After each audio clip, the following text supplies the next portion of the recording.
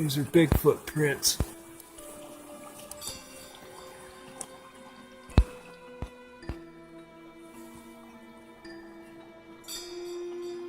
There's one there.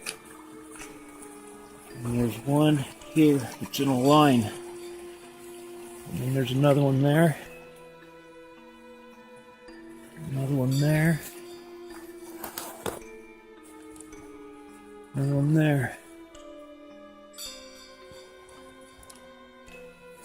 Another one there.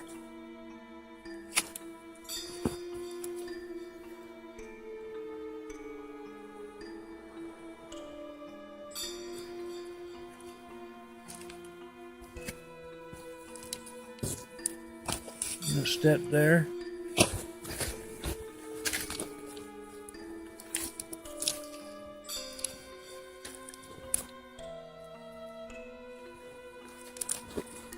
And then there.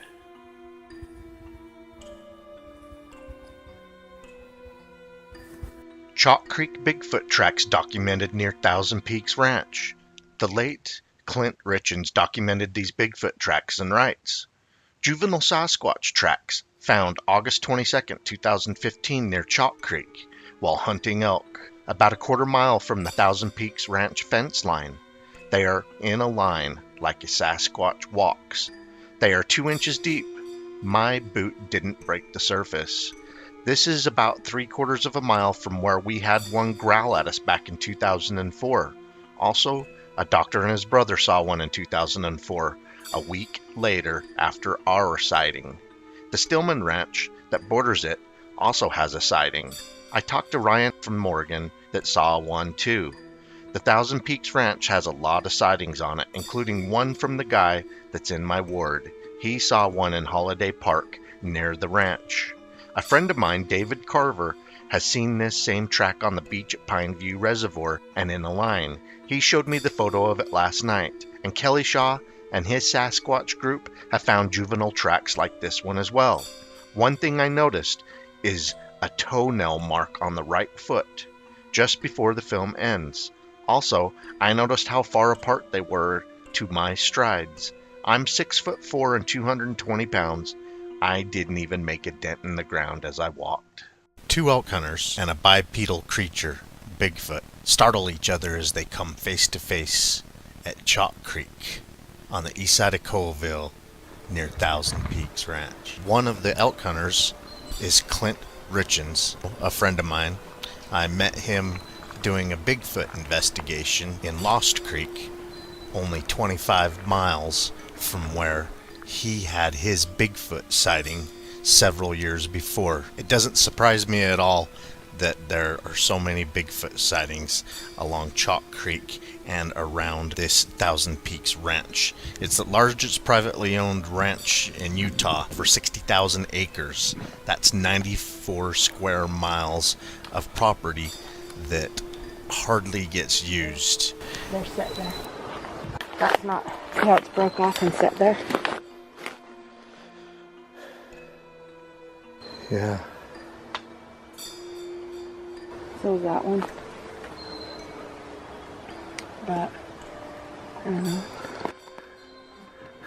Clint's Bigfoot sighting is one of my favorite Bigfoot sightings in the Chalk Creek Thousand Peaks area. There's an amazing history of Bigfoot sightings in the area, so when I read about Clint's Bigfoot sighting, it was no surprise to me at all. It's the gateway to the Uinta Mountains, which is a Bigfoot sighting hotspot. Bigfoot sightings even happen on the outskirts of the town of Colville. People that have seen the Bigfoot on their property, and there has also been people that have had the Bigfoot peek in their windows and scare them to death at their homes. People that saw the Bigfoot in their yard, they moved away. The people that had the Bigfoot look in the window of their home, they ended up moving away. It's just a crazy hot spot. I want to tell you a little bit about what happened to Clint in this area. We're in the Thousand Peaks area right now on the outskirts of the ranch. Clint and his brother-in-law were hunting elk up on Chalk Creek near Thousand Peaks Ranch. They were deep in the canyon for quite some time. It was getting dark, so they started heading out.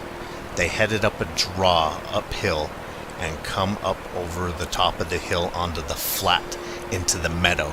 There was a beaver pond, and they come face to face with what looked like a Bigfoot, a large black creature.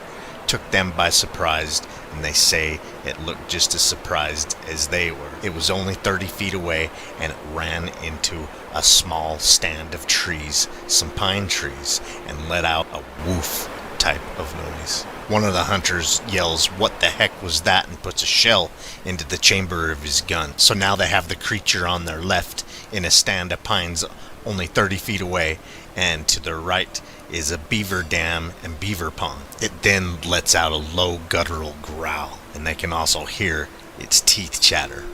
Clint was overcome by a sense of evil fear. On the way home, they talked about what they had saw. They were so close to the thing. They know for a fact it was not a bear or a moose. Bear does not move that fast on its hind legs. Clint used to work at Lagoon in Farmington. It's an amusement park. He used to feed the animals and stuff down there, and they had a leopard that would growl at you when you would walk by its cage. That growl was almost just like what he heard on that mountain. He's been in the hills all of his life, and he's never seen or heard anything like that quite before. Todd Strong from the BFRO was the first Bigfoot researcher to interview Clint after his sighting that took place in October of 2004. I had the opportunity to meet Todd Strong and Clint on the same day investigating a Bigfoot sighting just a couple of years ago in the Lost Creek area. Lost Creek is only 26 miles from where Clint had his Bigfoot sighting. Here's Todd Strong's follow-up investigation. After interviewing the witness, the following can be added to the original statement. The witness has worked as a licensed hunting guide and a wildlife artist. When the incident occurred, it was still light enough to be considered shooting light. They surprised the creature by walking with their wind in the face. The animal could not see them because of the grade of the hill until the pair of hunters stepped into the clearing, whereupon the animal woofed at them. It moved into a pine bough and moved it out of its way, then walked into the trees. They could not see the entire body of the creature. They could only see from 5 feet up.